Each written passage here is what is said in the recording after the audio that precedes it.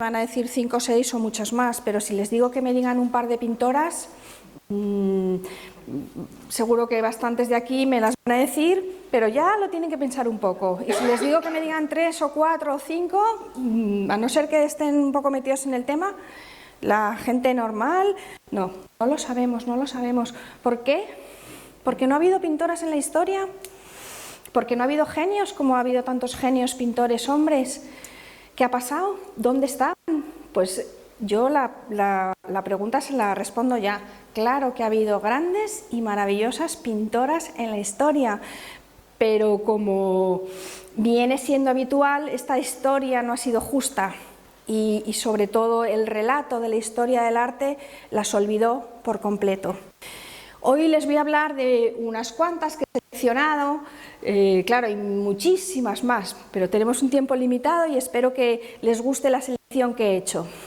Quizás echen algunas de menos, como decía Rosa, unas las van a conocer y otras no les sonarán de nada. Son mujeres que claro que sí, que dedicaron parte de su vida, si no su vida entera, al arte, que se esforzaron para conocer las diferentes técnicas pictóricas, que se esforzaron muchísimo para entrar en el complejo mundo del mercado del arte, pero sus nombres no nos han llegado. Lo que les decía, nuevamente la historia las dejó atrás. Bueno, vamos a intentar hoy con esta conferencia darles un poquito de luz y hablar sobre ellas, que yo creo que es lo que tenemos que hacer para visibilizarlas y luego porque ellas nos dan a nosotros un disfrute extraordinario. Van a ver. Voy a comenzar la conferencia fatal, porque les voy a poner una cita de un hombre que en su momento fue muy importante, que es Boccaccio, un escritor y humanista italiano, padre de la novela italiana, junto con Dante. Un hombre que influyó mucho en la sociedad de la época. Ya saben que Italia luego influyó en toda Europa, que dijo: el arte es ajeno al espíritu de las mujeres, pues esas cosas solo pueden realizarse con mucho talento, cualidad casi siempre rara en ellas. Vamos a intentar desmontar a Boccaccio y lo vamos a lograr claramente. Vamos a hablar primero, antes de hablarles de las pintoras, les voy a hablar del papel de las mujeres en el arte. Este es el Gaumbris, no sé si les sonará, es uno de los libros más vendidos. Es un libro maravilloso de la historia del arte, que nos habla de la historia del arte desde el siglo XIX, desde la prehistoria hasta el siglo XX. Se estudia en todas las universidades de bellas artes del mundo.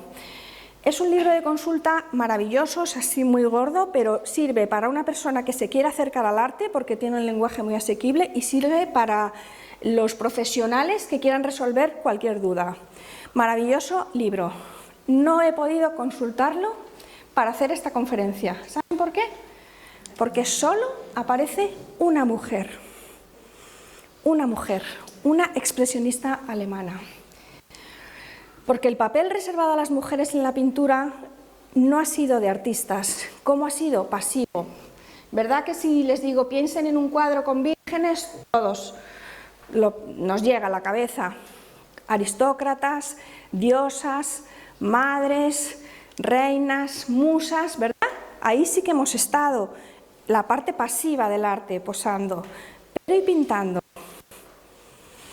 Bueno, conocemos muy pocas pintoras y eso no es la realidad. La realidad no es que existan pocas pintoras. Ha habido grandes pintoras, como por ejemplo Mary Beschstedt, que luego voy a hablar de ella, que hizo este maravilloso cuadro, las mujeres de la Academia Julian. Pero estas mujeres se enfrentaron a muchísimas dificultades. Resumiendo, estaban apartadas de los centros de enseñanza, muchas veces de los colegios, las universidades y las escuelas de arte y las grandes academias de arte no querían mujeres para nada. Y claro, ¿qué es lo principal para desarrollar una profesión? La formación. Ellas estaban fuera. Estaban mal vistas por la sociedad. Incluso las mujeres que empezaron a pintárselas y si querían cobrar se las comparaba con la prostitución. Y yo creo que ya es difícil este oficio para que encima esté mal visto, quiero decir, y no solo por la gente, la sociedad, que es una palabra un poco general, sino sus propias familias, sus amistades. lo veían mal. Y entonces yo creo que hay que ser muy talentosa con los pinceles, pero además tener un carácter fuerte y mucha seguridad en ti misma para hacer algo que todo el mundo te dice ¿qué estás haciendo? Y eso no todo el mundo lo tiene. Bueno, tenían que ocuparse de hogar, hijos, etcétera, etcétera. Cobraban muy poquito cuando cobraban, por lo tanto, si cobras poco dinero, usas peores materiales, tienes menos medios, haces cuadros más pequeños, no puedes entrar en las exposiciones, no ganas dinero, y como no ganas dinero compras peores materiales, y nos metemos ahí en un círculo que también era una gran dificultad para estas mujeres pintoras. Y además, la historia del arte que conocemos hoy se redacta en el siglo XIX. Y el siglo XIX es un siglo especialmente duro para la condición de la mujer. ¿Por qué? Porque en ese momento, cosa que no había pasado siglos anteriores, la mujer es considerada inferior al hombre en cuanto a inteligencia y capacidades. Solo eso ya es... No podían votar, no podían presentarse a elecciones, las mujeres no podían ejercer cargos públicos. Claro, quien ejerce los cargos públicos es quien legisla, quien pone las normas, las mujeres estaban fuera de ese tema. No podían asistir a veces al colegio, ni a la universidad, ni a las academias de arte. Económicamente no podían tener propiedades, no podían realizar negocios, pedir créditos, y desde el punto de vista jurídico eran personas dependientes del padre o el marido. Esto es un resumen. Pues en este siglo XIX es cuando se redactan la historia del arte. Y además cuando se abren los museos más importantes del mundo. Por ejemplo, el Louvre de París, 1793, bueno, finales del XVIII, prácticamente siglo XIX. El Museo del Prado de Madrid, el Metropolitan Museum de Nueva York, el Rijksmuseum de Ámsterdam y la National Gallery of Art de Londres se abren todos en el siglo XIX. Este siglo infausto para la condición de la mujer. Claro, ¿qué pasa? Pues que si en el siglo XIX, que es así, se redacta los manuales de historia del arte y se abren las mejores pinacotecas, ¿dónde quedan las pintoras?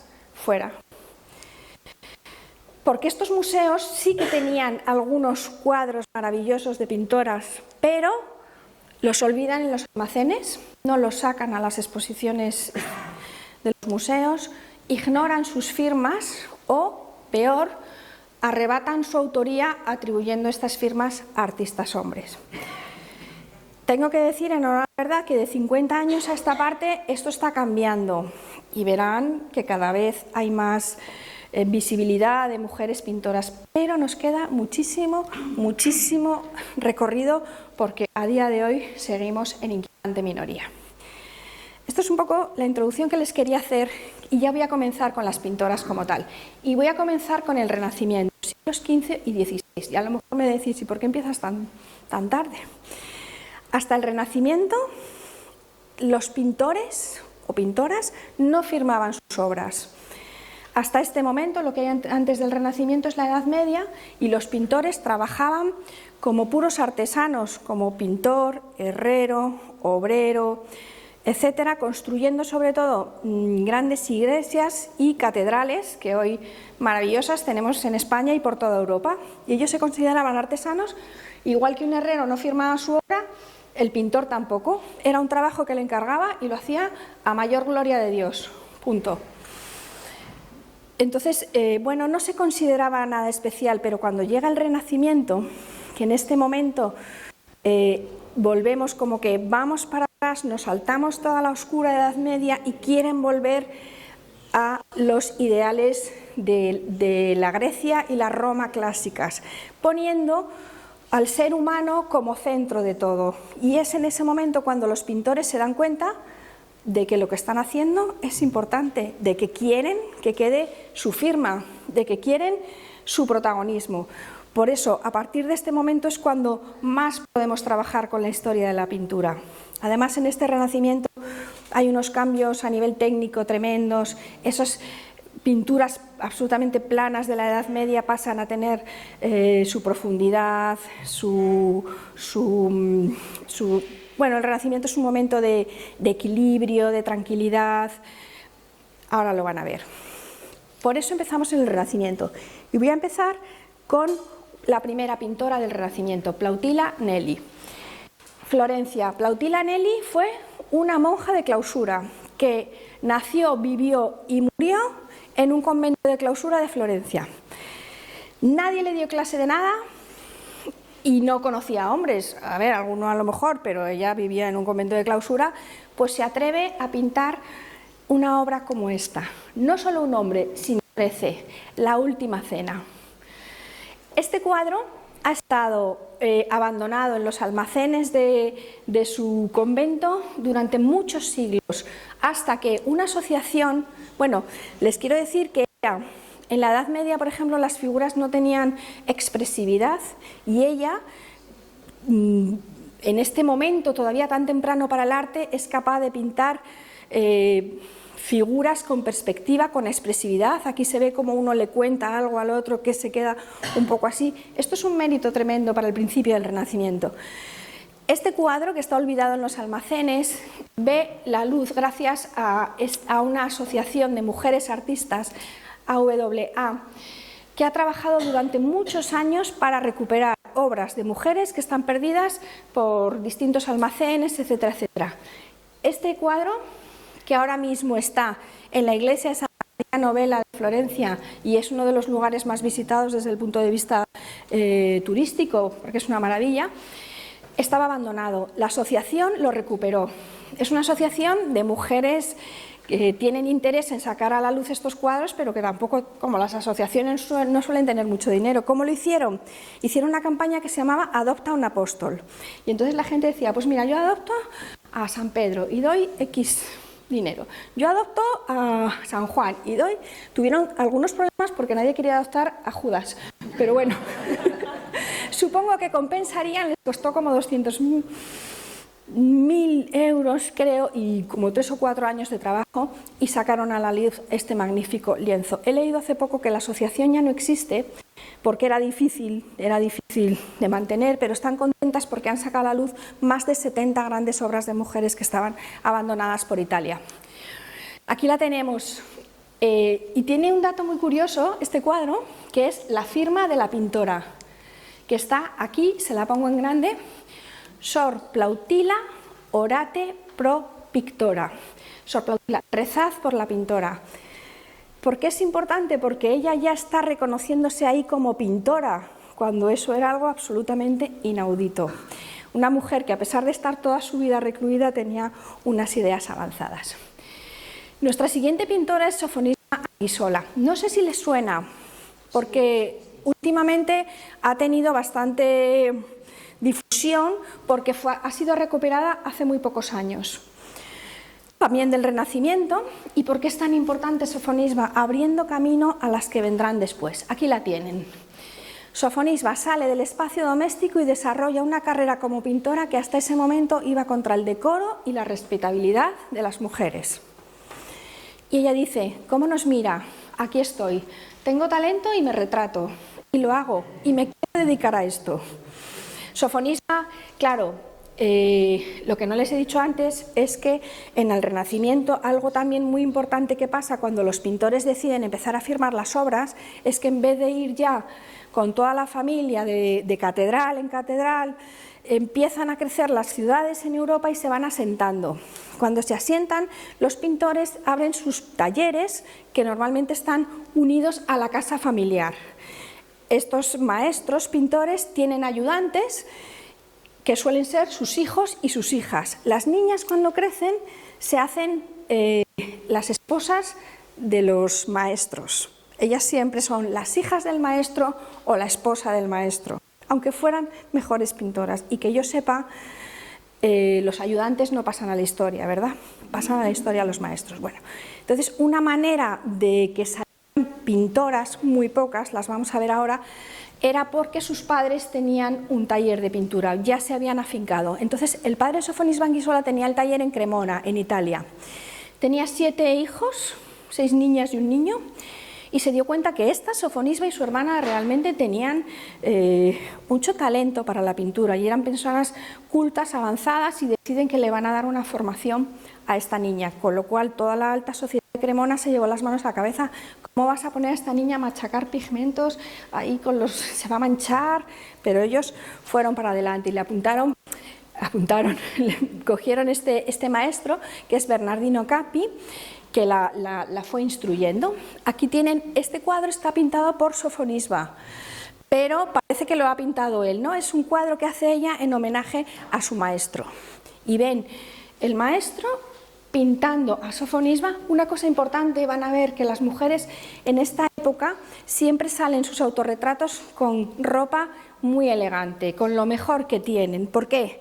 Seguramente no pintarían con esas ropas, pero quieren decir que yo no soy solo una artesana que está ahí, que esto también es algo intelectual y algo que va más allá. Por eso ellas siempre salen muy elegantes. Bueno, aquí ven, ¿verdad?, el maestro que está pintando a Sofonisba, pero realmente, porque Sofonisba no firmaba los cuadros, pero aquí nos hace un guiño. Ven la mano de él y la mano de ella que reposa tranquilamente hacia abajo, ¿verdad? Bueno, pero si yo les digo que esta es la mano que reposa, Sofonisba también nos pone la mano que maneja el pincel, la suya, sujetando la mano de su maestro. Este guiño a la que ha pintado realmente el retrato soy yo. Sofonisba va a Roma porque, bueno, la manda su padre, porque en Roma es donde está teniendo todo el desarrollo pictórico, arquitectónico, pero claro, no puede ir a la Academia de Roma porque es mujer. Entonces solo va a Roma a ver, y tiene la suerte de que se encuentra con el mismísimo Miguel Ángel Buonarroti, el pintor de la Capilla Sistina, que la conoce y se queda impresionado del talento de esta niña y le dice: hazme un dibujo de un niño llorando, y ella le hace este dibujo, que es su hermano pequeño llorando porque le ha mordido un cangrejo. Y Miguel Ángel se queda asombrado y le tendrá durante un tiempo bajo su protección y le enseñará, lo cual es una suerte tremenda para Sofonisba. Pero ella decide que no quiere seguir en Roma y se vuelve a su ciudad, a Cremona, y trabajará, bueno, pues haciendo retratos para la gente pudiente de la zona cerca de donde vivía su familia. No la podían pagar, entonces le daban una joyita, una tela, un adorno, y así ella iba. Hasta que hace este cuadro en el que ven, esta es su hermana, su padre y su hermano. Su hermana sujeta la falda para enseñarnos que aquí el cuadro está inacabado. ¿Por qué? Porque en este momento el rey Felipe II de España llama a Sofonisba Anguissola para que vaya a la corte de Madrid a ser profesora de su mujer. Felipe II se acaba de casar con Isabel de Valois. Isabel de Valois es muy jovencita, llega de Francia a España, no conoce a nadie, y el rey ha oído hablar de Sofonisba porque, como hacía retratos a gente importante, al duque de Alba, le llega y le dice: ven a España que vas a enseñar música y pintura a mi mujer para que esté más integrada. Y la verdad que lo hace bien, porque Sofonisba y la reina se hacen muy amigas. Este cuadro, que no ha sido atribuido a Sofonisba hasta hace unos poquitos años, si se dan cuenta, es el Felipe II que todos pensamos cuando te hablan de Felipe II, ya que esta es la imagen que tenemos en la mente, no solo en España, sino en todo el mundo, este cuadro. Ella, lo que les digo, se hace muy amiga de la reina y aprende a pintar de una manera muy exacta y maravillosa lo que es el lujo. Claro, está en la corte española. Porque cuando Sofonisba estaba con Agostino Tassi, con su maestro, había más chicos en esa academia y los chicos podían salir a la calle, podían pintar a la gente, pedir unas monedas, hacer lo que quisieran, pero ella no. Ella solo podía pintar temas religiosos y su retrato y el retrato de su familia. No podía hacer nada más. Pero esto, que para ella era muy limitante, realmente le dio una capacidad para pintar rostros y para pintar autorretratos que no tendría ningún varón de su época. Aquí tenemos pintada la reina Isabel de Valois, con todo el detalle que les digo de las joyas, de las telas. La reina aparece aquí con una miniatura, que es un cuadrito pequeñito de una persona amada, que es aquí Felipe II. Desgraciadamente, esta reina muere 10 años después de que llegue Sofonisba, en un parto de su hijo, que además muere ella y muere el bebé. Y el rey vuelve a casarse con Ana de Austria, con la que estaría 3 años Sofonisba, porque Ana de Austria Se llevaba bien con Sofonisba, pero no hicieron amistad realmente. Era una persona mucho más seria, más adusta, pero miren qué magnífico retrato le hace Sofonisba a Anguissola. Todo esto, ya les digo, sin firmar. Cuando tiene 40 años decide dejar la corte y se vuelve a Italia a pintar pues, en iglesias y a vivir una vida tranquila. Sofonisba morirá a los 93 años. Pintaría hasta el final, bueno, los últimos años ya veía muy mal, pero se acercaba muchísimo, muchísimo al lienzo y seguía pintando. Y deja una puerta abierta para muchas mujeres pioneras, rompiendo el escepticismo en relación a las capacidades artísticas que podía tener una mujer, demostrando cómo pintaba ella. Este retrato se lo hace Anton van Dyck, que en ese momento era un jovencito muy desconocido y que luego será uno de los pintores flamencos más importantes. ¿Y por qué dejo esta diapositiva en blanco? Porque con las maravillosas obras que hizo Sofonisba a lo largo de sus 93 años de vida, no dejaron ningún rastro. Porque ninguno de los retratos que hizo en España, que aquí os he puesto 4, pero pintó muchísimo, está firmado.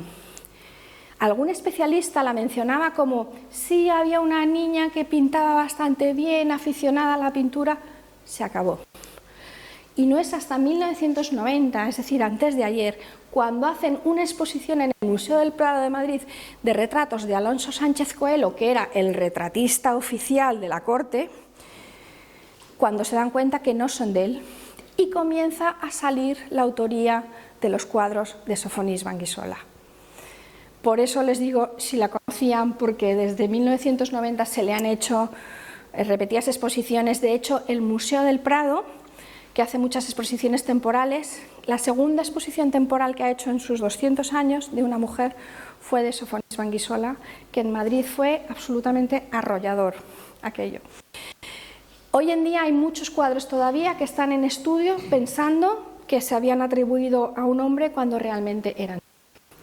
Sofonisba Anguissola va de la mano de esta otra pintora, Lavinia Fontana. De hecho, el monográfico que le hizo el Museo del Prado eran las dos, Sofonisba y Lavinia, que viven prácticamente al mismo tiempo. Lavinia nace 20 años después, pero también morirá más joven, o sea, bastante contemporáneas. Y aquí sí que sí, de profesión pintora. ¿Por qué? Porque Lavinia, respecto a Sofonisba, abre un taller propio, firma sus obras y cobra por su trabajo, cosa que Sofonisba no consiguió. Entonces, por eso esta mujer abrió lo que es la pintura profesional, ¿no? Cuando tienes tu taller, cuando firmas lo que haces y cuando cobras.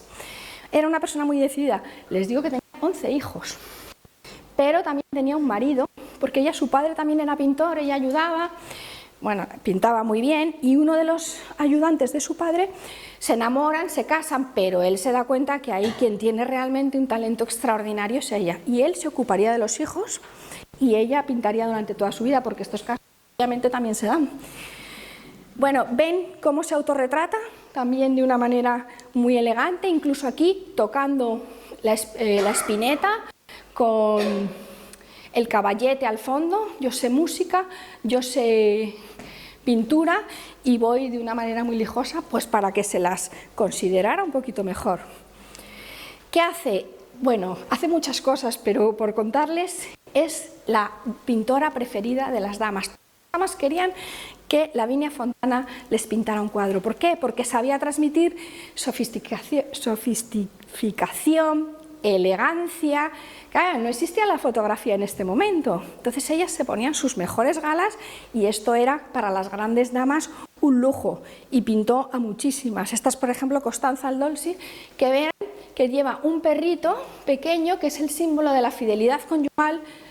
Les he traído otros ejemplos. Fíjense, igual que Sofonisba Anguissola, la virtuosidad que adquirió para pintar a las grandes damas, las telas, las joyas. Esta, por ejemplo, está viuda, pero aún así sigue apareciendo el perrito de la fidelidad conyugal tras la muerte. Aquí está el pañuelo de lágrimas. Otras muchas damas.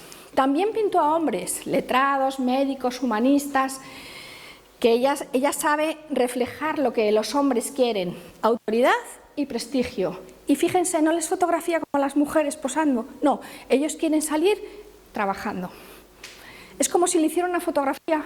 Estoy aquí estudiando este libro y me doy la vuelta y está ahí Lavinia. Pues eso es lo que ellos querían, aparecer trabajando con prestigio y ella sabía hacerlo perfectamente, algo que era absolutamente novedoso.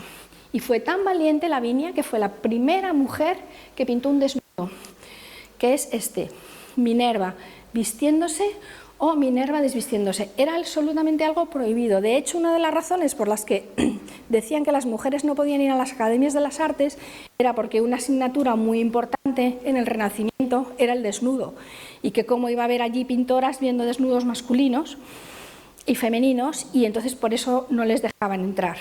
Y Lavinia dice, pues yo pinto un desnudo, y dice, no pasa nada, porque esto no es pintura normal, esto es pintura mitológica. Y se lo coló. Y ahí queda este desnudo. Que el primer desnudo de la historia es el nacimiento de Venus de Botticelli. No sé si se acuerdan. Bien.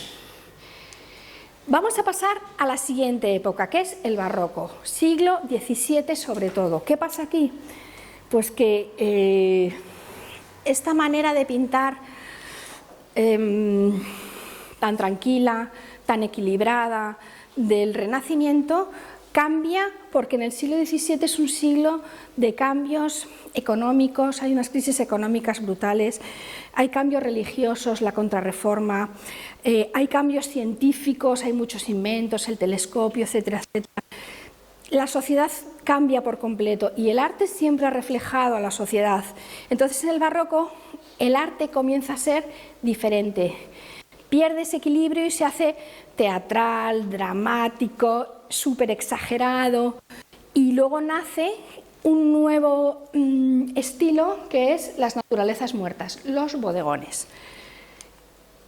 Y les voy a enseñar a una de las primeras pintoras de bodegones, que es Clara Peters. Barroco flamenco es porque desarrolló el barroco, pero en la zona de Países Bajos, por allí. Estaré allí donde mis cuadros estén. ¿Saben por qué les pongo esto? No sé si conocen a Clara Peters. Bueno, ahora lo van a entender. Clara Peters, se sabe muy poquito de su vida. Es la primera mujer pintora a la que el Museo del Prado le dedica una exposición monográfica en el año 2016. O sea, cuando el Prado ya lleva casi 200 años abiertos, hacen una primera exposición monográfica a una mujer.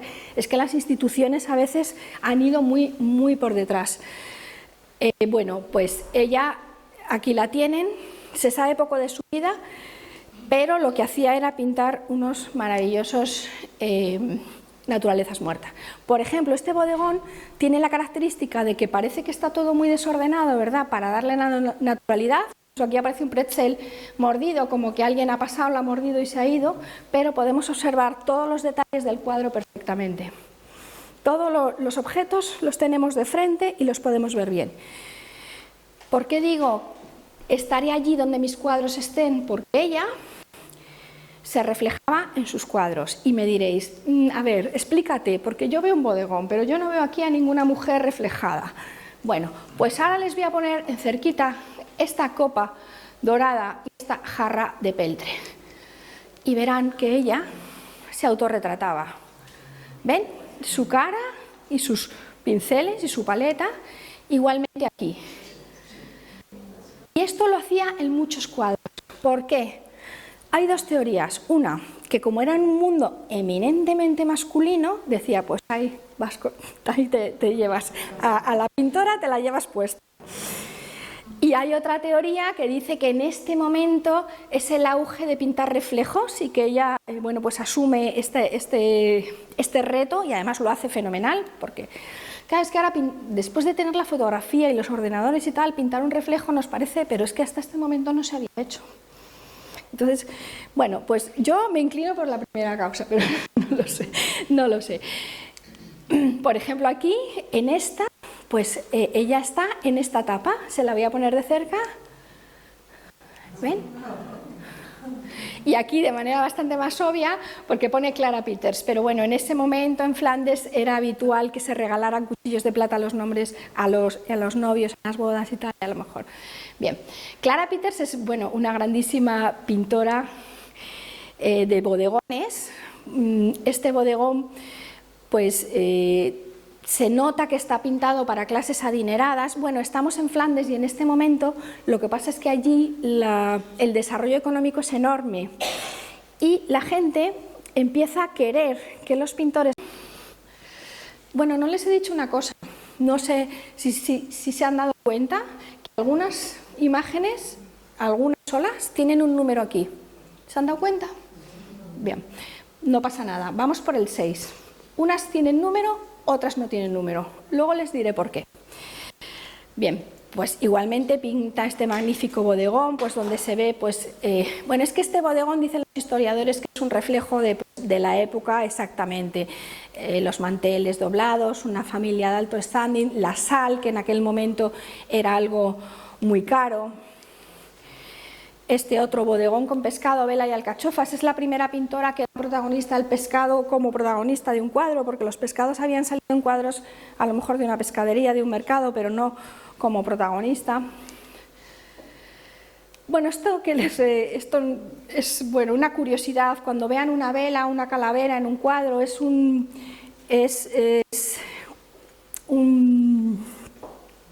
estilo derivado de las naturalezas muertas, que se llama vanitatis, que nos recuerda que la vida dura lo que dura y que se acaba, igual que se acaba una vela, y muchas veces también aparece una calavera para recordarnos que al final todos seremos una hermosa sonrisa.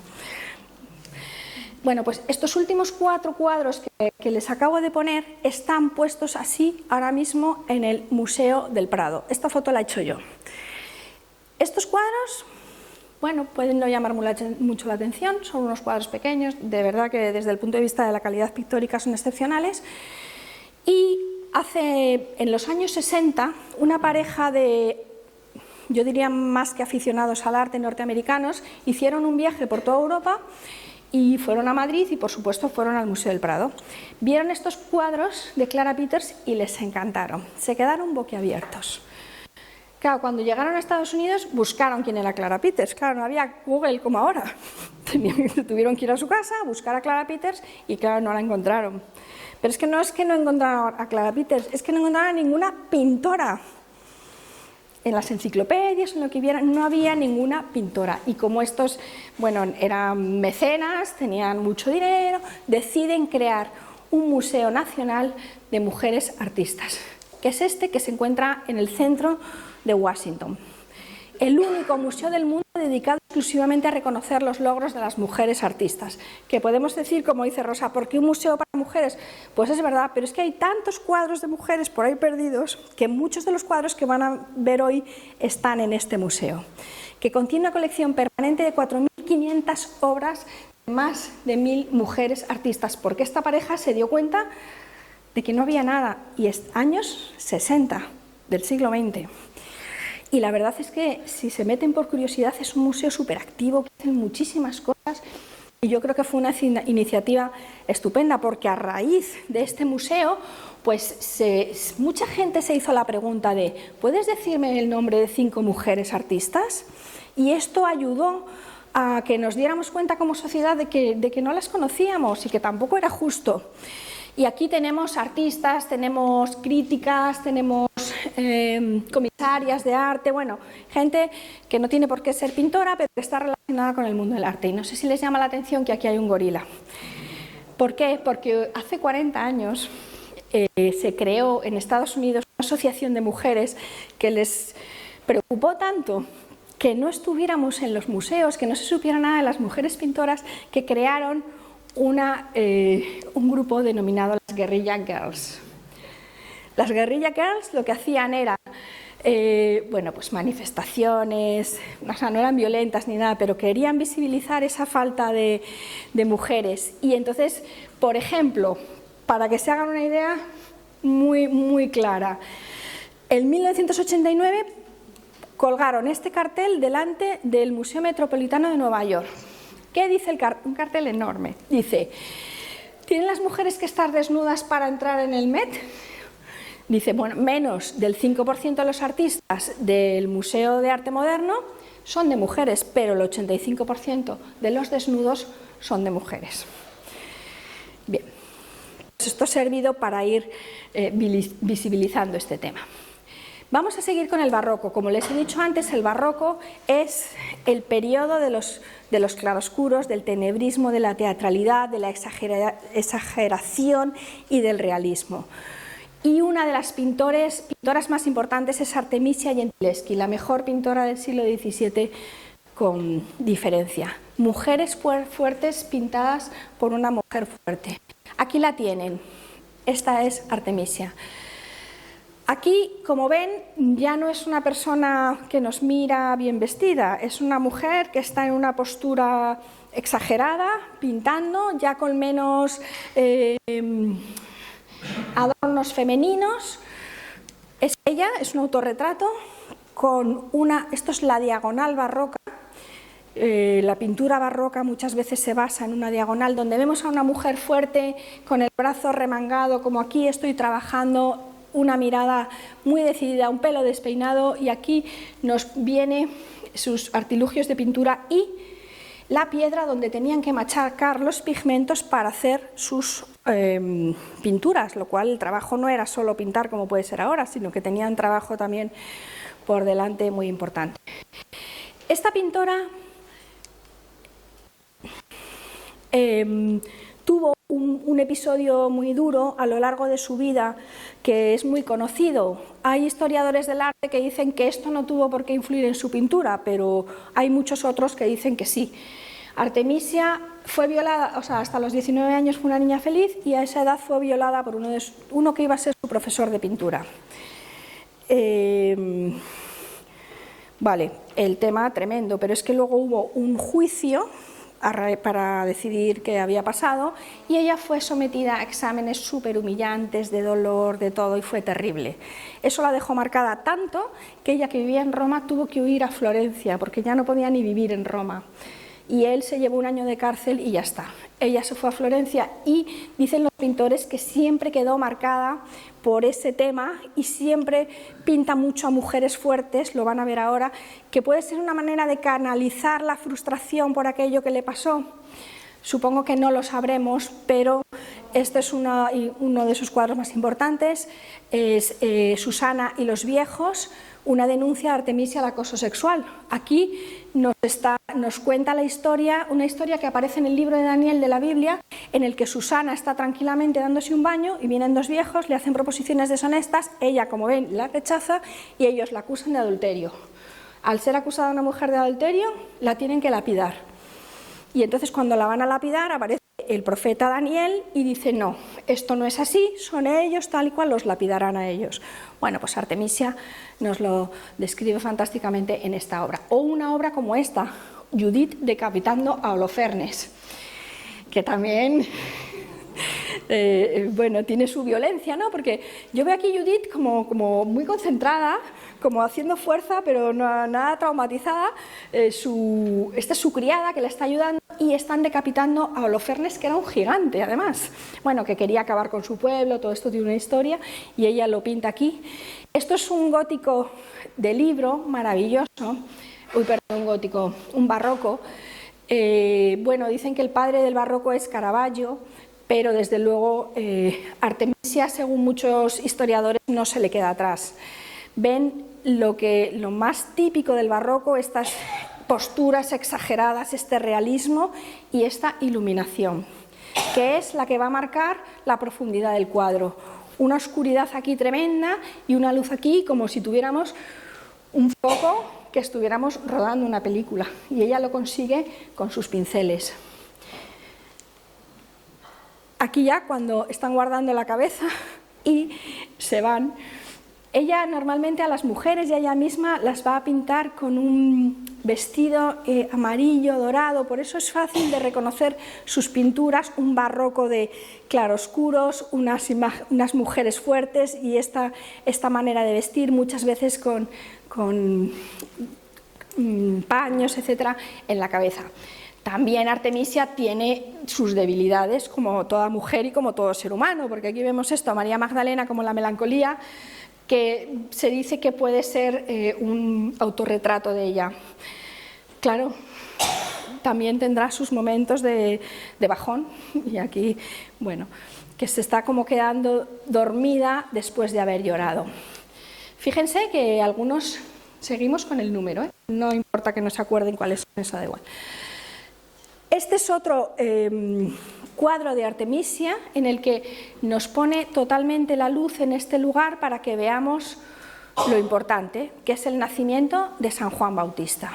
Otro estilo totalmente diferente, porque ya les digo que yo les traigo una pincelada, nunca mejor dicho, de cada autor, pero tienen muchísimos. Esto es cuando nace San Juan Bautista, en un primer plano la luz, y aquí pues su padre Zacarías, que se quedó mudo por no hacer caso al ángel, y su madre que acaba de dar a luz, que es Santa Isabel.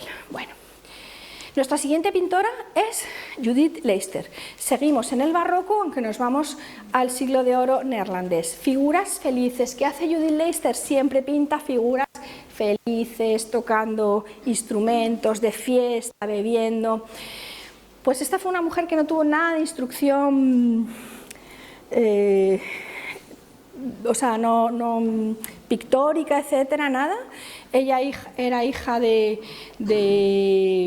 un sastre, creo recordar, pero le gustaba mucho pintar, y le gustaba tanto pintar que fue de las primeras mujeres que ella con su nombre abrió también su propio taller, y tenía alumnos, y pintaba mucho y enseñaba mucho. ¿Pero qué pasó? Bueno, aquí ven un poco el tipo de pinturas que ella hacía. Lo que pasó es que se casó jovencita, y allí se acabó todo. Se cerró el taller, se la dejó de pintar y se olvidó para siempre. Tanto se olvidó que tenemos este cuadro que es muy significativo, porque no, les he dicho que era hija de un sastre, pero me he equivocado. Era hija de cerveceros. Sus padres tenían una fábrica de cerveza y la cerveza se llamaba Leyster, que en alemán, en español, significa estrella guía. Y entonces ella, como nombre artístico, tomó Judith Leyster y firmaba, que está aquí, pero aquí se lo he puesto en grande, en la fecha que hizo el cuadro, Judith y la estrella. Pues a pesar de tener esta firma tan sumamente reconocible, sus cuadros fueron borrados, la firma, para que no pasara a la historia. Y por eso les digo, y la estrella se borró. Es verdad que esto ya se ha recuperado. En 2009 la Galería Nacional de Arte de Washington hizo una exposición retrospectiva donde recibió toda la atención merecida. Vamos avanzando y ya según avanza el siglo XVIII llegamos al neoclasicismo. ¿Qué pasa? Que después de esta época tan efectista del barroco, pues todo se cansa. El arte es como cíclico y volvemos para atrás. Y los pintores quieren volver nuevamente a la época clásica, de la época romana, la época griega, y nos encontramos con esta pintora, Angelica Kauffmann, una de las pocas pintoras respetadas por la historia. Muy importante, Angelica Kauffmann. Aquí tienen este cuadro, que este cuadro lo pinta ella, pero no es ella, es otra persona. Pero bueno, les traigo este cuadro maravilloso para que lo vean. Angélica fue una niña prodigio que desde pequeña pintaba fantásticamente, y su padre se la llevaba, bueno, pone que nació en Suiza, pero pasó casi toda su vida en Austria y luego en Italia, bueno, pues por Austria, por todos los sitios, súper pequeñita, pintando y ganando dinero el padre porque era extraordinaria pintora. Tanto es así que cuando ya se hace mayor, ella se va a Londres, y en Londres pinta también, que aun siendo mujer, las élites culturales londinenses, que son especialmente difíciles y complicadas y cerradas, la adoptan porque, bueno, por cómo pinta ella. Y es tan importante como que se hace cofundadora de la Real Academia de Artes de Londres, cuando las mujeres antes no se las dejaba ni estudiar en las academias. Pues imagínense la importancia de Angelica Kauffmann. Aunque también les tengo que decir que cuando había reuniones en la academia, les traigo este cuadro para ilustrarlo, que es de Henry Singleton, a ellas no se las dejaba estar en el centro, sino que ella y otra mujer que también fue cofundadora siempre estaban como atrás. Incluso hay otro cuadro que no lo he traído porque es que es muy pequeño, y si lo grande en la diapositiva se ve demasiado borroso, del mismo pintor, en el que aparecen todos estos hombres con un desnudo que van a pintar y tal, y ellas, ¿saben cómo están? ¿Se imaginan? O sea, ya no las tienen en la última fila, las tienen en dos retratos. para que no pudieran asistir, siendo cofundadoras de la academia. O sea, en fin, bueno, aquí en este retrato la vemos a ella, que también era una virtuosa de la pintura, y llegó un momento que tuvo que decidir, era una virtuosa, perdón, de la música y de la pintura, y aquí está como dando la mano a la música y diciendo, lo dejo porque realmente mi camino es la pintura. Aquí tenía 53 años. Este es un magnífico cuadro de Angelica Kauffman retratando a David Garrick, que era un actor inglés muy conocido en ese momento, y esto fue uno de los cuadros que le abre, lo que les digo, esa sociedad elitista, culta, londinense, porque nunca se había pintado a un actor en una pose tan espontánea, con esa mirada fresca, dándose la vuelta de la silla, y eso supuso un cambio. Hoy en día, Angelica Kauffman, sus obras se conservan en las más relevantes pinacotecas del mundo, como pueden ver, Museo del Prado, el Met de Nueva York, la Tate Britain, o sea, que la podemos ver en todos estos museos. Tan querida fue en su momento, bueno, también tuvo sus malos momentos, porque se casó cuando tenía una posición muy elevada, la robaron, su marido, horrible, luego se volvió a casar, pero bueno, cuando Angelica Kauffman fue enterrada, en Italia, a su entierro llevaron unos cuadros en procesión, que eso solo se lo habían hecho a Rafael. O sea, eso es mucho nivel como pintor o pintora. Adélaïde Laville-Guiard, vamos a un estilo más rococó, dice, necesito relanzar mi carrera. Esta era una gran pintora francesa, que la tienen aquí. Enviudó y no tenía mucho dinero, porque ella pintaba muy bien, vendía cuadros, pero su clientela era una clientela pues, que tampoco tenía mucho dinero. Ella se tuvo que poner a dar clase, aquí la vemos retratada con 2 alumnas. Ellas no podían, como los hombres, dedicar todas sus horas de trabajo a pintar, muchas veces tenían que ser maestras para sacarse un extra. Y ella dice, necesito relanzar mi carrera, ya hace algo que hasta ese momento no habían hecho las mujeres, que es pintar un cuadro muy grande. Pinta este autorretrato que mide 2,10 por 1,50. O sea, muy grande. Y ella se pone en el medio, tiene 30 y pocos años aquí, y se pone con sus mejores galas porque quiere que se vea lo bien que pinta las telas, las sedas, la pluma, la delicadeza de la piel. Y bueno, esto que es como, diríamos, un truco de marketing, hacerse muy grande y pintarse ella lo mejor que puede, tuvo su efecto y le salió bien, porque las hermanas y las sobrinas del rey Luis XVI, el rey Sol, que en ese momento reinaba en Francia, quedan fascinadas y la cogen como pintora para ellas, con lo cual ella, maravilloso. O sea, he conseguido lo que quería, entrar en la corte de Versalles para poder vivir desahogada pintando a esta gente tan importante. La mala suerte es que esto sucede en 1785 y 4 años después vendría la Revolución Francesa, con lo cual la corte francesa, pues nada, ella se adapta, incluso retrata a Robespierre, que aquí parece casi una buena persona, pero recuerden que a finales de la Revolución Francesa fue un cruento asesino, pero bueno, Adélaïde, igual que pintó, se ganaba la vida, pintaba a la familia del rey, y cuando la realeza cayó porque apareció la Revolución Francesa, pues pintó al mismísimo Robespierre. Sus cuadros, bueno, fueron destruidos y quemados durante la Revolución, la mayoría de ellos, y se piensa que algunos se conservan pues, en diferentes lugares, pero no se sabe muy bien. Aquí la tenemos, este cuadro lo ha hecho una de sus alumnas, pintando a ella, que está pintando a este señor, porque fue una gran maestra. Y les digo, sus cuadros, hay muchos que no se han recuperado, pero hay muchos que están en el Museo Getty, en el Louvre, en el Met de Nueva York, en el Museo Nacional de Mujeres Artistas, que es el que les he mencionado antes, e incluso en el Castillo de Versalles.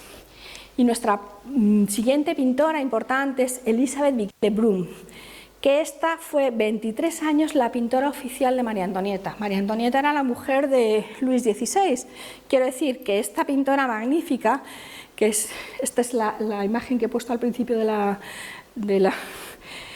la conferencia, porque me retrata muy bien a una mujer pintora, ¿no? Esta chica con esa frescura, cómo nos mira mientras pinta, Claro, cuando estalla la Revolución Francesa tiene que salir de Francia, claramente, porque ella era la pintora oficial. Este cuadro lo tienen en la Galería de los Uffizi, en Florencia, en Italia. Este es uno de los cuadros que pinta a María Antonieta y a sus hijos, que es uno de los poquitos cuadros que se salvan. ¿Por qué se salvan? Porque aquí María Antonieta aparece con sus hijos y aparece este niño que moriría poco tiempo después y que está señalando la cuna de un hermano bebé pequeñito que ha fallecido. Entonces este cuadro a María Antonieta le da mucha pena y lo esconde. Por eso se ha podido recuperar posteriormente, porque no fue fruto de las iras revolucionarias. Elisabeth Viguet también pinta mucho la maternidad, la relación de ternura entre madres e hijos. Y ven cómo tiene una estética totalmente clasicista, o sea, parece como griega, ¿no? Con eso en el pelo, el vestido tan sencillo, el pelo sin arreglar demasiado. Bueno, pues esta magnífica pintora, con un estilo dulce y amable, con una técnica perfecta, fue pronto olvidada, desapareció de todos los manuales de arte, que mientras sus contemporáneos varones llenaban páginas, páginas y páginas. Este es un detalle de una de sus obras. María Cosway. Esta la ha llamado la viva imagen de la frustración, porque miren y no me digan si no lo es. Bueno, María Cosway era una niña que nació en Italia, que sus padres eran taberneros en la Toscana. Bueno, de estas tabernas que tienen mucho éxito, abren una, luego abren otra, luego abren otra y se pone de moda. Y allí va toda la alta sociedad italiana. Y María se aprende a manejar entre esa sociedad. Y aparte, ella tiene una gran facilidad para la pintura. Bueno, pues cuando es mayor decide ir a Londres y tiene la maravillosa suerte de coincidir con la pintora que les he contado antes, que es la fundadora de la Real Academia de Artes de Londres, que la coge bajo su protección y la enseña, y María es feliz en Londres, se hace un nombre, tiene éxito, vende, hasta que los padres deciden un matrimonio de conveniencia con un hombre que le doblaba la edad, porque María, cuando llega a Londres, tiene como 21 años, le casan con uno de 40 y tantos, que por lo que he leído, bueno, no debías, el hombre pues debía ser muy seco, bueno, fue de conveniencia, ella le iba a dar un hijo, pero ella era la viveza, la frescura, la espontaneidad, y este hombre era todo lo contrario y le ponía muy nervioso, como era ella, porque además en sus fiestas de alto copete la que triunfaba era ella. Total, que la aparta, la aísla y la prohíbe pintar. Y este cuadro lo pinta María porque piensa que es el último cuadro que va a pintar en su vida. Las negras nubes se ciernen sobre su futuro, no aparece con ningún instrumento de pintura y la carita de pena y de frustración, pues ahí está. Una curiosidad que les cuento es que conoció a Thomas Jefferson, el que sería futuro presidente de Estados Unidos, que hace un viaje a Italia porque está muy deprimido, porque ha enviudado y sus amigos le llevan a Italia y se conocen y tendrán una relación hasta la muerte de Jefferson. Una relación no romántica, pero sí de muchísima amistad, que hace que María recobre un poquito las ganas de vivir, porque ya les digo que tras este cuadro se queda totalmente chafada. Y bueno, María tuvo un niño, muere, se separa de su marido y vuelve a la pintura. Lo que pasa es que vuelve a la pintura de una manera ya muy anónima. Hay cuadros de ella distribuidos por toda Italia. Lo importante también que hizo María es que fundó una escuela de pintura, una escuela para niñas que no aprendieran solo modales y cómo saber estar, sino que aprendieran también arte, literatura, matemáticas, etcétera, etcétera. Y uno de los colegios que ella abrió, que está en Lodi, que está en Italia, sigue hoy en día en funcionamiento. Hoy en día podemos verla en el Museo Británico, en la Biblioteca Pública de Nueva York, en la Biblioteca Británica y en las últimas exposiciones de la Galería Nacional de Retratos de Londres y la Tate. Bien, llegamos al siglo XIX. El siglo XIX es un siglo de cambios, es un siglo tremendo. Sobre todo a partir de la mitad del siglo XIX, un poquito más avanzado, aparece el impresionismo, que será el precursor de las vanguardias artísticas que vienen en el siglo XX. Y aquí hay unos cambios tremendos, pero antes de nombrarlos esos cambios les voy a hablar de algunas artistas del siglo XIX, como por ejemplo Rosa Bonheur, la gran pintora de animales. Aquí la tienen, abrazando un toro como quien abraza un gatito, ¿verdad? Esta, de niña, no quiso aprender a leer ni a escribir, no lo logró hasta los 10 años, la echaron de todos los colegios, sus padres estaban desesperados, porque solo quería pintar animales. Bueno, pues la dejaron sin ir al colegio a partir de los 10 años. Y vivía en Francia, en Burdeos, la dejaban por los campos a pintar animales en libertad. Luego se van a vivir a París y lo que hacía esta niña es que se iba al Louvre y copiaba los cuadros de animales y adquirió una destreza tremenda. Es una gran pintora, mire, este cuadro, Primera Aradura, que está en el Museo d'Orsay de París. No se conformaba con pintar los animales que tanto le gustaba, quería saber todo, quería transmitir todo. Se iba a las clases, se colaba en las clases de anatomía de la Facultad de Veterinaria de París. Se iba a los mataderos a ver las disecciones, quería ver cada nervio, cada tendón, cada ligamento, cada músculo para poder plasmarlo perfectamente en sus pinturas. Está también la Feria de Caballos, que está en el Metropolitan Museum de Nueva York. A esta no le dejaban entrar por ser mujer, hasta que le decían, no, porque te vas a enredar las faldas, es peligroso. Bueno, ya pum, pum, pum, consiguió que la policía le diera un permiso para ponerse pantalones y poder entrar, con la condición de que no hablara, para que no vieran que era una mujer. Y hizo estas magníficas pinturas. Y este cuadro, que es un primer plano de la cabeza del león, que yo digo parece una persona, ¿verdad? Este cuadro, ven, está en el Museo del Prado, pero está en el Museo del Prado, estaba en los almacenes del Museo del Prado durante muchos años, hasta que lo sacaron por una exposición temporal y lo volvieron a guardar. Pero esta exposición temporal fue un diseñador gráfico aficionado al arte de Madrid, que se llama Luis Pastor, que dijo, pero bueno, que tenemos en el Prado un Rosa Bonheur y yo no lo sabía, y le dijeron, no, es que este está en los almacenes. Y dijo, no puede ser. Y creó en Twitter, lo que ahora es X, un hashtag que se llama Una Rosa para el Prado, denunciando este tema, que no podíamos tener este cuadro en los almacenes del Museo del Prado cuando están los mejores museos del mundo, los cuadros de esta mujer. Y bueno, surtió efecto, porque esto fue una bola, y mucha gente escribió correos electrónicos al Museo del Prado pidiendo que este cuadro, que se llama El Cid, de Rosa Bonheur, lo pusieran en la exposición definitiva, y si van al Museo del Prado lo pueden ver. Bueno, ya he acabado con los números. ¿Han visto? Eran 10. ¿Y qué significa esto de los números? Pues significa que de los más de 1.700 cuadros de la colección permanente del Museo del Prado, solo hay 10 cuadros de pintoras. Fuerte, ¿no? Que son algunos de los que han visto hoy, los que tenían número. Sofonis Banguisola, la primera que hemos visto, Clara Peters, la de Me represento, Artemisia, mujer fuerte pintando mujeres fuertes, Angelica Kauffman, la que fundó la Academia de Londres, y ahora Rosa Bonheur. Bueno, vamos a hacer honor a la verdad. Esto es muy impresionante. Ha mejorado un poco, porque en el 2021 el Prado reordenó las salas, aprovechando que se cerró por el tema de la pandemia, y metió 130 autores nuevos y diferentes. De estos 130 autores metió a 13 pintoras, ¿vale? La letra pequeña es que 5 de ellas son de miniaturas, pero bueno, hemos avanzado un poco, por eso les digo, vamos avanzando, pero en fin, yo que saquen sus propias conclusiones.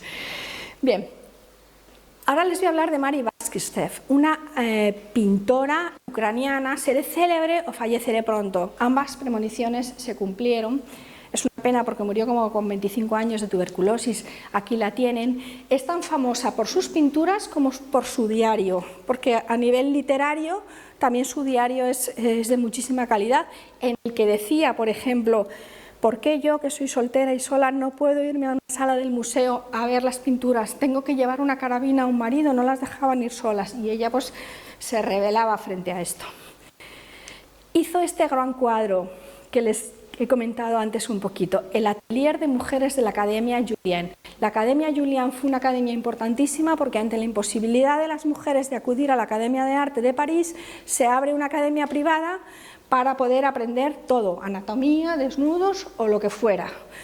Y este cuadro de esta pintora lo representa perfectamente, es un cuadro bastante conocido y María está aquí la tiene. Cotidianas del lado más deprimido de la sociedad, el desamparo, el aislamiento. Es verdad que pasó mucho tiempo enferma, perdió el oído a causa de su enfermedad, con lo que dicen que también estaba muy aislada y por eso puede influir en que, pero fíjense qué magnífica. Este cuadro es el último que pintó, el Meeting, que está en el Museo d'Orsay de París, de unos niños que han salido de la escuela. Este cuadro lo pinta al natural, enferma, con frío. Ella piensa que le van a dar un premio, pero no lo consigue. Y muere muy joven, pero nos deja estas obras tan magníficas.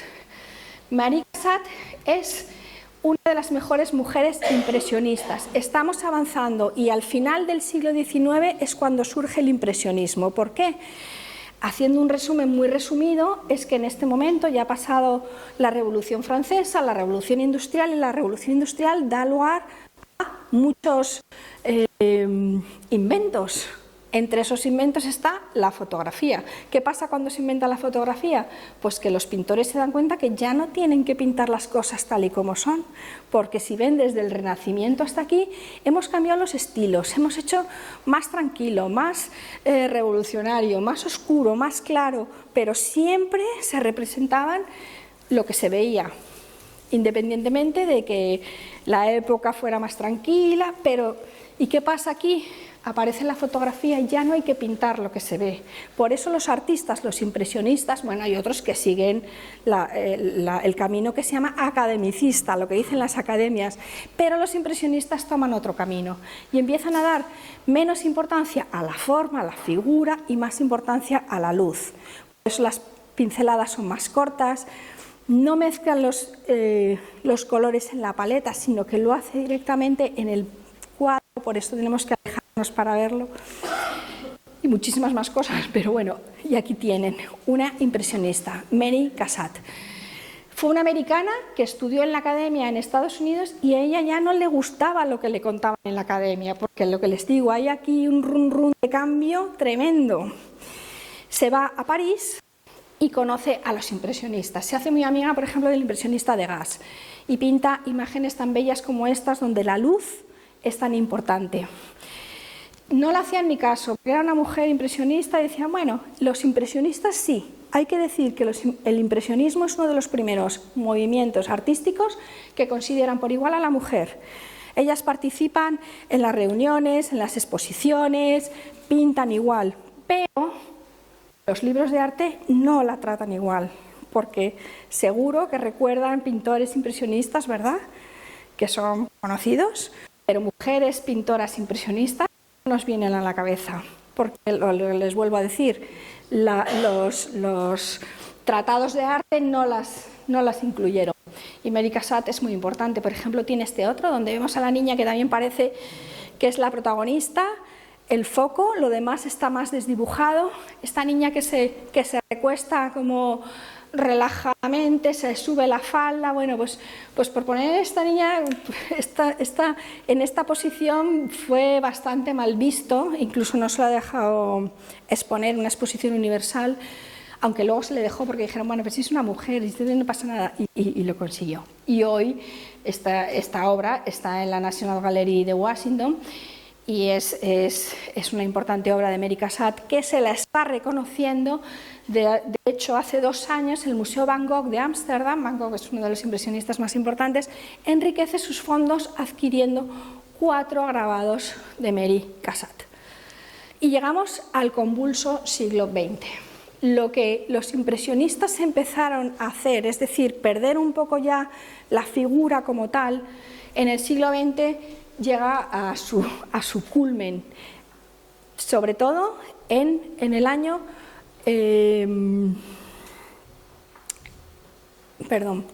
el cubismo con Picasso en el año 1900 1907, perdón, el cubismo sería de 1907 a 1914.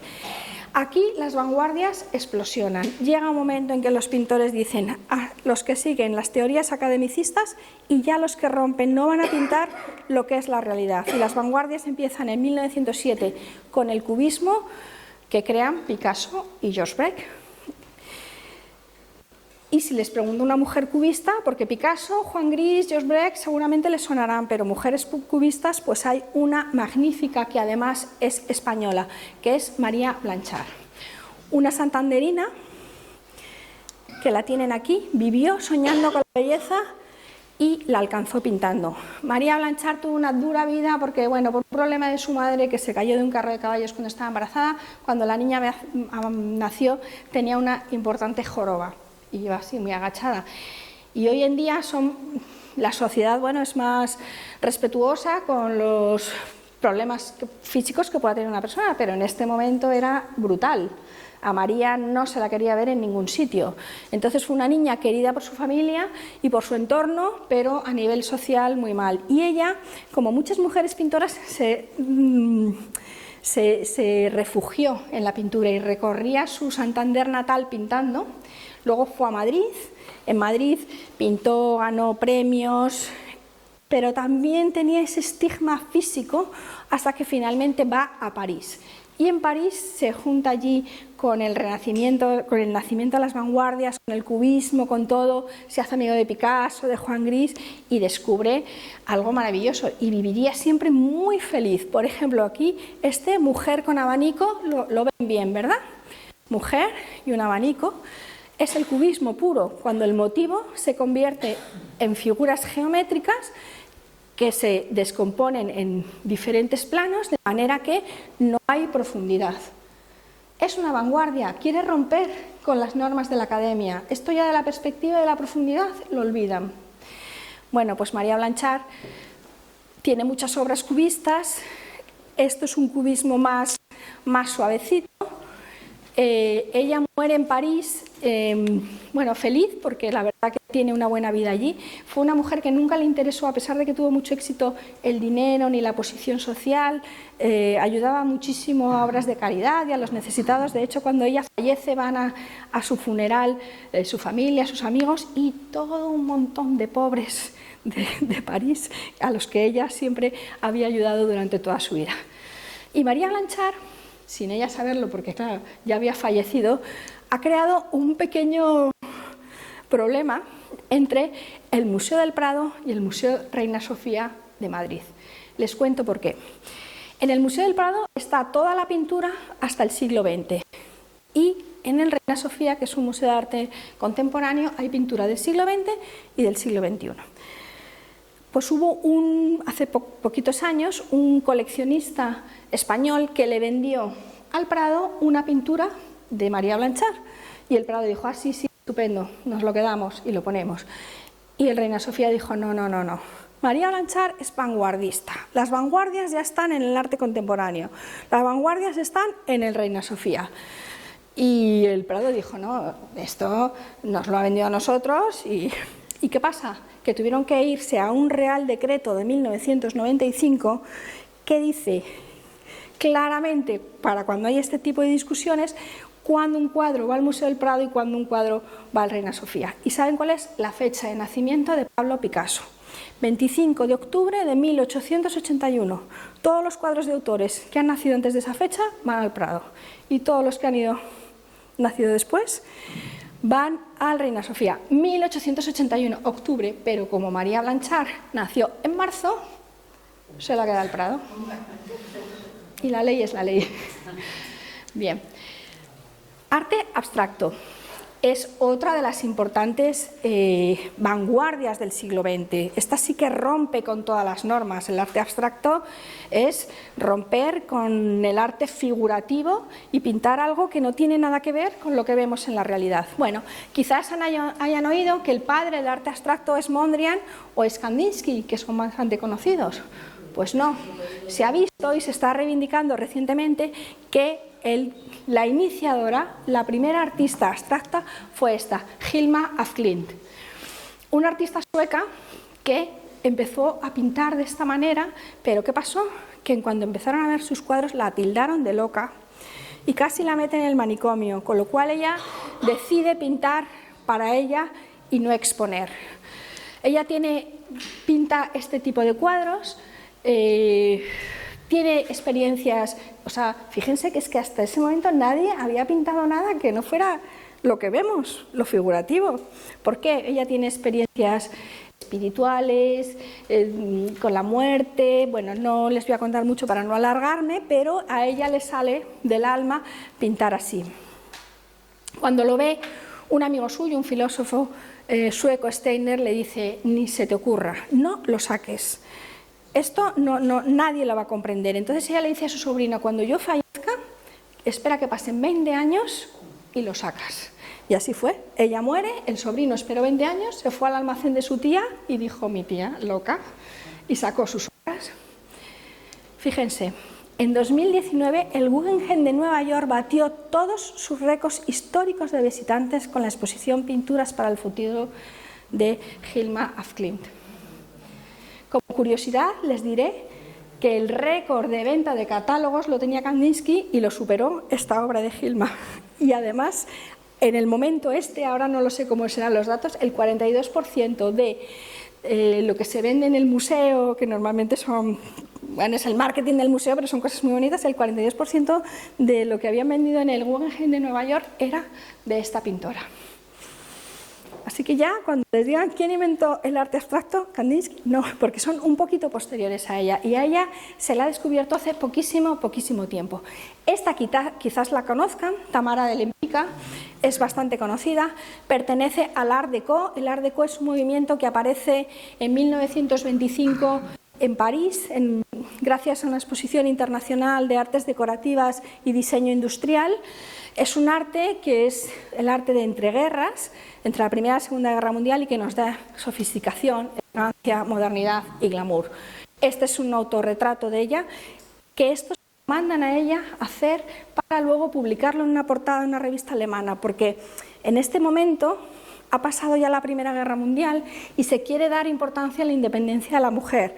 La mujer ya ha conseguido el voto, ha conseguido incorporarse al mercado laboral, tiene un poco de independencia económica y quiere esta revista que ella en una pintura traslade esa imagen de mujer fría, independiente y sofisticada, y yo creo que la verdad que lo clava.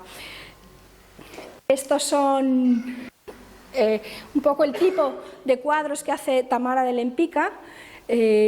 Bueno, su estilo es un poco eclecticista porque, si ven, es un poco cubista, también es muy geométrica y tiene estas figuras que parece que le falta lienzo, que no caben, ¿verdad? Bien. Frida Kahlo, esta sí que la conocen, porque Frida Kahlo es de las pocas que nos vienen a la cabeza, ¿verdad? Que es surrealismo, otra vanguardia. Hemos visto cubismo, hemos visto arte abstracto, ahora surrealismo. ¿Qué es el surrealismo? Lo que representa lo más íntimo que tenemos, como los sueños. Aunque ella dice: pensaron que yo era surrealista, pero no lo fui. Nunca pinté mis sueños, solo pinté mi propia realidad. Esto nos hace un poco idea de la personalidad tan potente de Frida Kahlo, que fue, bueno, pues una pintora, pues de las mejores pintoras mexicanas del siglo XX. Bueno, a lo mejor eso es mucho decir en este museo, no lo sé.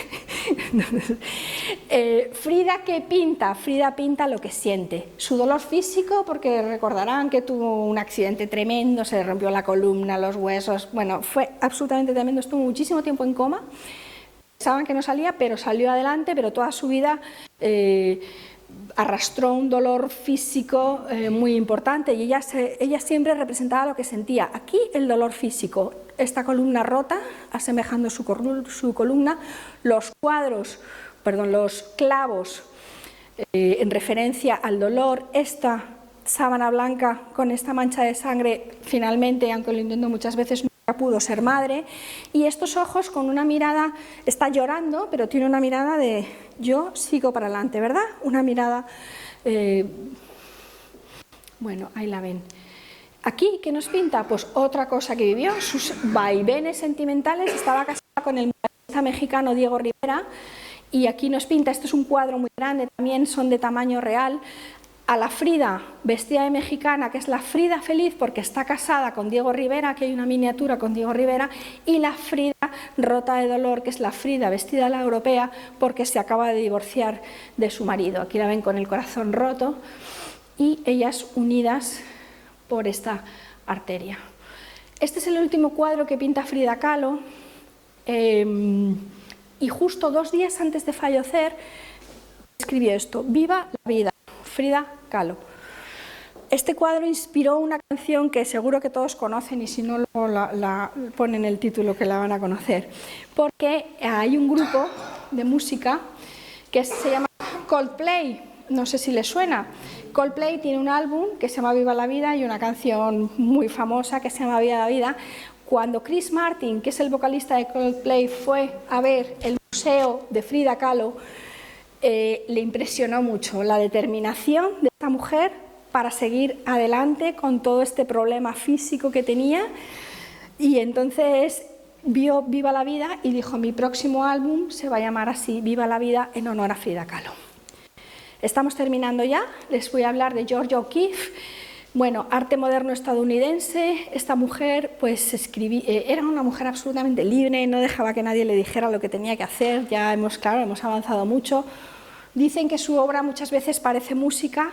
Pintó muchas flores y sus pinturas son muy grandes, de flores muy cerca. La verdad, a mí me parecen maravillosas, porque decía, las flores representan la belleza de lo efímero y la delicadeza de la vida, y nosotros muchas veces no nos paramos a ver esto. Hay que pararse y hay que observarlo. Es verdad que también muchas de sus flores tienen un contenido bastante erótico, un contenido bastante sexual. Como curiosidad les diré que Estramonio 1932 es el cuadro por el que se ha pagado un precio más alto, siendo un cuadro de una mujer, 44 millones de dólares. Es la primera mujer que tuvo su propia exposición en el Museo del Arte Moderno de Nueva York, en el MoMA, lo cual es también bastante importante. Y bueno, pintó, lo que ella pintaba eran flores, edificios modernos de Nueva York y paisajes de Nuevo México, que es donde se fue a vivir. Cuando ya se hizo mayor, se fue allí a vivir sola, a pintar y a pintar. Y terminando con las vanguardias, bueno, ya que estamos en el Museo Rally de Marbella, me ha parecido lo mínimo traerlas aquí. No les voy a hablar de ellas porque no tengo conocimiento real, pero que sepan que las vanguardias en Europa aparecieron, lo que les decía, en 1907, en Latinoamérica llegan más tarde, se desarrollan a partir de 1950, y si no me equivoco, este museo está dedicado prácticamente a las vanguardias latinoamericanas, ¿verdad? Y he visto que hay algunas pintoras, como por ejemplo Nora Borges, Urbano y Simona, Gertrudis Chale, con figuras,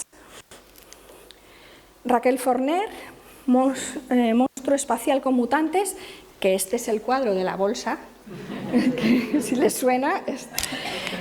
Y tenemos esta colección de Carmen Aldunate, la paciencia, la castidad y la envidia. Bien, y ya me voy al siglo XXI con la pintora con la que vamos a terminar. El siglo XXI, bueno, pues es un siglo con que hay videoarte, NFTs, bueno, todo cambia muchísimo, pero bueno, hay muchos pintores que siguen la rama academicista y hay para todos los gustos. Y yo les traigo una pintora hiperrealista, María Moreno Blasco. ¿Qué es el hiperrealismo? Es cuando el pintor quiere pintar exactamente lo que ve. Y esto exige una calidad técnica extraordinaria, una sutileza tremenda, y hay algunos autores que la consiguen, como por ejemplo María Moreno Blasco, que he querido terminar con ella porque pertenece a la primera generación de mujeres profesionales de la pintura de nuestro país, de España, y pinta así, tan maravillosamente. Hay gente que dice, bueno, pero si tienes la fotografía y tienes el cuadro y son iguales, pero bueno, es que cuando lo ves junto dices, no, no son iguales. O sea, el cuadro tiene un alma y tiene un algo que nunca tendrá la fotografía. María Moreno también fue una mujer que nació justo antes de la Guerra Civil Española, entonces su juventud fue posguerra pura. momentos duros y se refugia muchísimo en la pintura, y cuando ya es jovencita se va a estudiar a la Real Academia de Artes de San Fernando, que es donde se estudiaba arte en Madrid en ese momento, y allí conoce a un grupo de personas que la acompañarían toda su vida y que al final se han llamado los Realistas de Madrid. María, los Realistas de Madrid eran 4 hombres y 4 mujeres, y eran pareja los 4, ¿vale? Entonces, los 4 hombres han sido bastante conocidos y ellas nunca pintaron mucho, se dedicaron más a su familia, a sus hijos, a pintar el tiempo que les dejaban sus otras obligaciones. Por eso María, por ejemplo, cuando se hizo una exposición de los Realistas de Madrid en el 2016, 4 años antes de su fallecimiento, los críticos dijeron: María nos va a dar muchísimo, muchísimo que hablar. Porque a lo mejor si les pongo este cuadro se dan cuenta, bueno, no pasa nada, se me ha dicho hasta aquí. ¿Qué pasa? A ver. Si es que me queda nada, es que se me ha ido de aquí. Un segundo, ahora. Bien, si les pongo este cuadro, a lo mejor les recuerda a alguien. Antonio López. Antonio López es el marido de María Moreno, que él decía: ella está a mi nivel e incluso más, pero el conocido ha sido él, Antonio López. Bueno, para mí es importante esta mujer y las mujeres que la acompañaron, porque ellas pudieron entrar a esas aulas y trabajar y profesionalizarse, aunque no a lo mejor al 100%, en esas aulas donde 100 años antes a las mujeres no se les permitía entrar. Y con María quiero terminar diciéndoles que hay, por supuesto, muchísimos más pintoras de las que no hemos podido hablar, pero esta conferencia me dio a mí, cuando la hice, la oportunidad de descubrir a estas mujeres. Por eso le puse este título: tenaces, valientes y con talento, que me han dejado realmente sorprendida. Espero que les haya gustado. Termino con una frase en positivo, que hemos empezado con una en negativo, de un poeta italiano, Ariosto, que dice: las mujeres alcanzan la excelencia en cualquier arte al que se hayan dedicado. Y yo les digo...